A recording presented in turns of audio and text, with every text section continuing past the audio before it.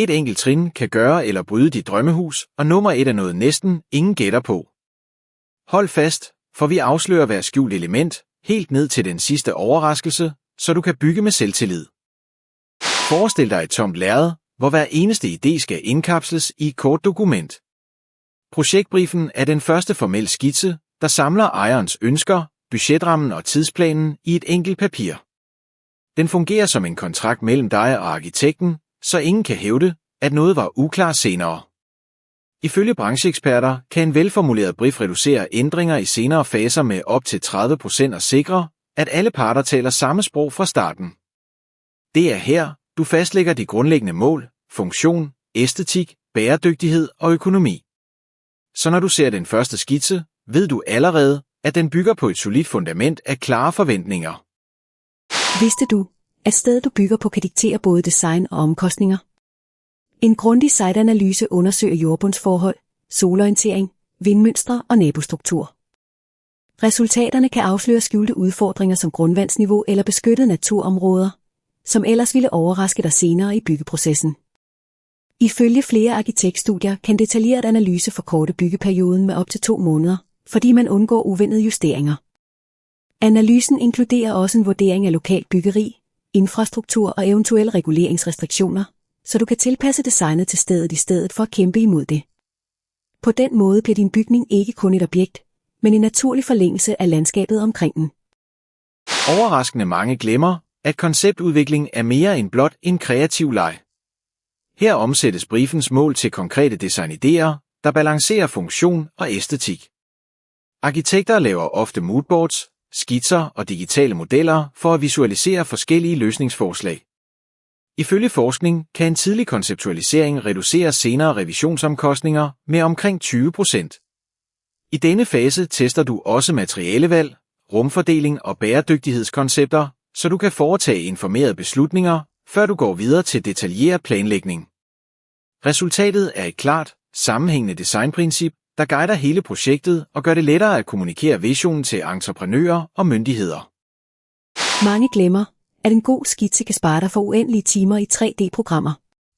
I skitse- og layoutfasen omsættes konceptet til konkrete rumplaner, funktionelle zoner og cirkulation mellem dem.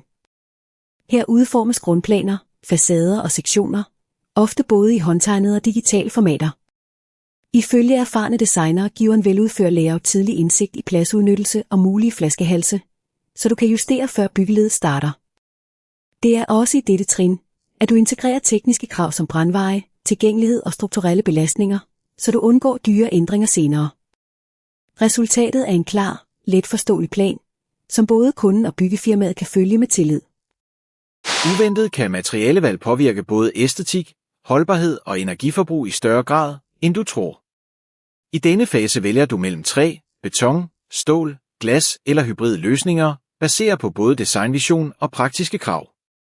Ifølge bæredygtighedsrapporter kan valg af lokalt produceret træ reducere CO-udslippet med op til 40% sammenlignet med importerede materialer.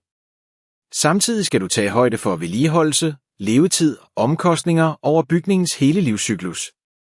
Det er også vigtigt at sikre, at materialerne opfylder gældende brand- og lydisolationsstandarder. En velovervejet materialebeslutning kan give dit hus et unikt udtryk og samtidig sikre, at det forbliver økonomisk og miljømæssigt ansvarligt. Det er vigtigt at forstå, at bygningsreglementer er mere end blot bureaukrati, de beskytter dig, dine brugere og miljøet. Her gennemgås alle lokale og nationale krav, herunder brandsikkerhed, tilgængelighed, energikrav og strukturel integritet.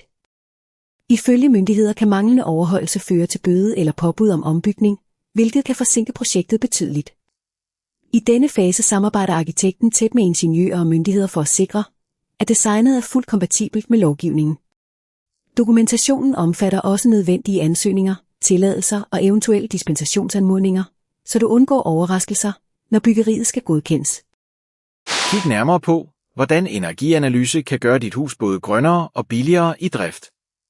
Ved at simulere varme- og kølebehov, solindfald og ventilation kan du optimere isolering, vinduer og placering af solceller allerede i designfasen.